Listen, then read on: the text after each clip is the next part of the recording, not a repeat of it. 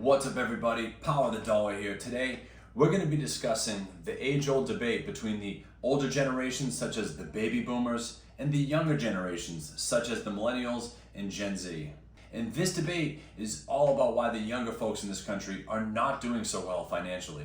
And oftentimes those in the older generations, they just seem to have so much to say on this matter. They seem to have it all figured out and at times can even speak down to us in a condescending manner. And we've all been there at family holidays and we have that one person in our family, like Uncle Frank here, who says that you're going on vacation too much. You're spending too much money at Starbucks. You're going out to eat too much. Or maybe it's that avocado toast that you're getting. And all jokes aside, I know this is a very emotional and frustrating topic to talk about. And I get it. I'm a millennial myself. I know many people that have dealt with some of these headwinds here, such as student loans, high rent prices, absolutely unattainable home prices, and inflation that just seems to never go away. But the purpose of this video today is to present you with the undeniable math and economic data to end this debate once and for all. So first things first, I went to ChatGPT and I typed this debate in to see what Chat had to say about it. I didn't want my biases steering me in the wrong direction. Just because I felt like I was right doesn't mean I'm right. No matter what the topic is, it's very important to put your biases to the side and look for the facts only. So here's the answer that I got from ChatGPT. You would be correct to feel that the baby boomer generation has had a historically advantageous position in many ways. While personal effort and discipline do matter, baby boomers were lifted by powerful macroeconomic tailwinds. These tailwinds are largely absent or even reversed for millennials and Gen Z. And then it goes on to give a list of some of those economic data points. But now, here are some of the things that I looked up on my own, and I'm going to put it up on the screen right now. Let's start with household income at the bottom of the list. In 1980, your average household income on a yearly basis was about $53,000 a year. And in 2025, it was just over $80,000 a year. That's an increase of about 41% over 45 years. That's less than 1% average increase on a yearly basis. Now let's move on to the top of this list. Let's start with housing.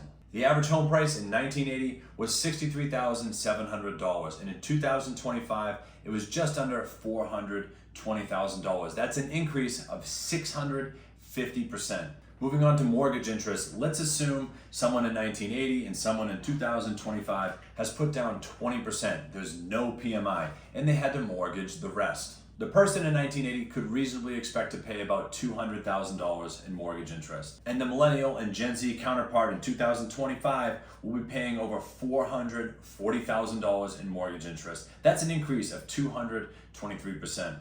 And this is one of my favorite ones. People say the mortgage rates were so much higher back then, you don't realize how lucky you are with a 6.8. Yeah, well, your houses weren't $500,000 back then. Anyways, let's move on to the S&P 500, the stock market. The average price of the S&P 500 was $114, meaning you could buy a share for about $11.40. Whereas today the S&P is over 6,200, meaning it would cost you $620 per share just to have a little piece of the stock market. That means the stock market has gone up 5,440% over those 45 years.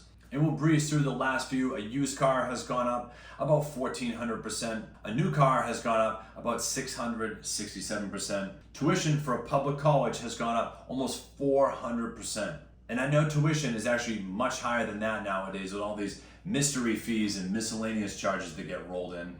And ending off with rent, there has been an increase of over 700% in rent over the last 45 years.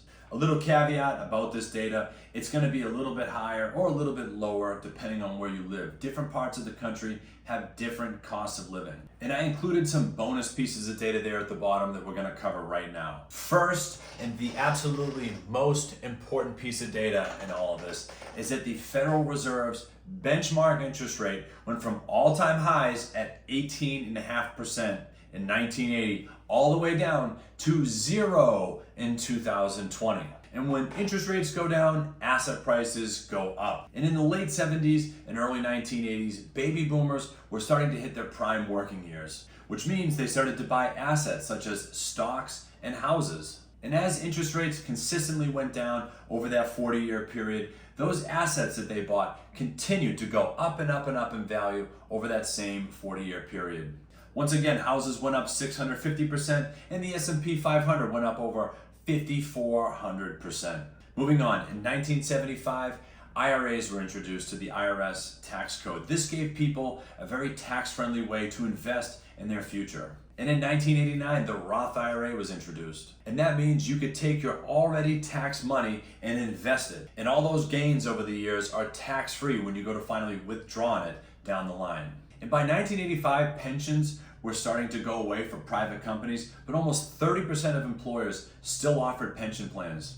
So hypothetically, that means someone back then could have an IRA, a Roth IRA, a pension, and Social Security. Not to mention, when they bought a house with a high interest rate, they were able to refinance down the line as interest rates went down, leaving them with more money on a month-to-month basis to continue to invest. And as those interest rates continue to fall, all those asset prices continue to soar. And if we go back just a little bit further in time, in 1973, the US dollar was taken off the gold standard by President Nixon. Before 1973, the US dollar was linked to gold, and the government couldn't print more money unless they had more gold. But as gold became harder to get and the US government on the brink of blowing their budget, President Nixon took the dollar off the gold standard. That meant instead of having the money naturally, the US government could just print its way out of a deficit. That greatly devalued the dollar's value. And when the dollar's value goes down, asset prices go up. So as we can see, there were a lot of economic tailwinds to help the baby boomers out. So getting a 9-to-5 job, buying a starter home, and putting a little bit of money into a 401k worked very well for the baby boomer generation. And people are biased to what worked for them. So when they give you advice, they're just trying to help, but they're giving you an outdated playbook. What worked for them is not going to work for us today. And the people giving that advice truly don't understand the mechanics of how the economy works regarding interest rates, the gold standard, you name it. And when you try to explain that times are different, it can become frustrating on their end because they don't understand what you're talking about. And then they become frustrated, and then you become frustrated, and then everybody is frustrated. And that's why this discussion is a little bit emotionally charged and often frustrating.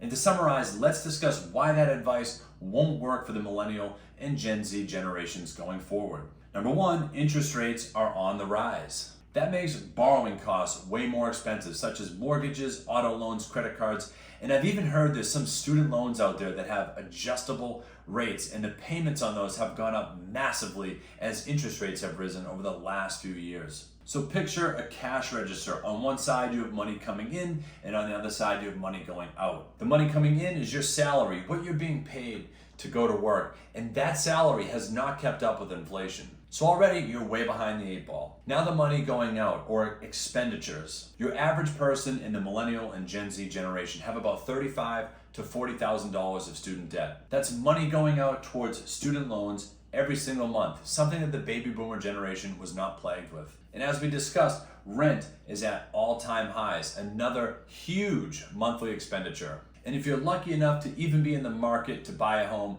home prices are absolutely astronomical right now. And in our day-to-day life, when we go out and buy things that we need, not Starbucks or avocado toast, the essentials, inflation has crept into every single sector. Grocery costs are high, clothing is expensive, stocks are expensive, and the prices on cars feels like you're buying a house. Matter of fact, a new truck nowadays is more expensive than a house was in 1980. How about that? And with expenditures starting to rapidly outpace salaries, people are starting to feel desperate. And it's no joking matter, but that's why you're starting to see those memes where people are saying, screw it, I'm gonna put all my money on some crazy meme crypto coin and hope it goes to the moon so I can get myself out of this desperate situation. And when money's tight and your financial situation is not looking good, it's almost impossible not to be stressed. And when you're stressed, it's very hard to be happy. And on top of it, it's really bad for your health. And it only makes matters worse when you have to hear antiquated advice like this. But with all that being said, complaining about your situation is not going to get you out of it. We have one life to live, and it's our responsibility to take advantage of it. And while you may feel justified in saying that the system is rigged and that things are unfair, it's not going to help you out to perpetually complain about it. It's not going to pay down your debt. It's not going to get you a promotion, and it's not going to increase the amount of assets you have in your portfolio. There's action you can take to improve your situation. Do you need that expensive apartment downtown? No, you can move home with your folks for a little while and rack up that money. And in doing so, you can pay down your student debt at the same time. And in a parallel universe, let's say you decided to stay in that apartment and pay that high rent at $2,000 a month for 5 years. That means you're going to be in the hole almost $125,000 after 5 years. Whereas if you lived at home and you paid off your $40,000 in student debt, you could invest the rest of that money and you could have quite an impressive stock portfolio. And do you really need that expensive, shiny new truck, or can you get by with an economy car that's great on gas, is never going to need to be repaired, and is very cheap to insure? And I could go on and on all day about other ways to cut costs and save money, but I'm not going to. I do want to close this video out, but before we go, I want to summarize what we've talked about. First, the baby boomers have massively benefited from several economic tailwinds, such as interest rates going straight down and the fiscal momentum behind coming off the gold standard. They also had first access to several extremely powerful and tax-friendly wealth building vehicles such as IRAs, Roth IRAs, and pensions. Whereas today, interest rates are going up. The cost of everything is also going up. The stock market and home prices are at all-time highs. And we can't forget about student debt. And when you put all of these things together, it becomes very difficult to try and sell your side of the argument that it's young people being lazy, that it's the Starbucks they're buying, that it's the avocado toast, and that they just need to pull themselves up by their bootstraps. And with that being said, I'd love to hear what you think about this topic. And if you found this video helpful or useful or entertaining, please hit that like button and don't forget to subscribe for all my future videos just like this. And as always, I'm extremely thankful that you would take time out of your day to come visit my channel and help support me. And with that being said, I'll see you next time.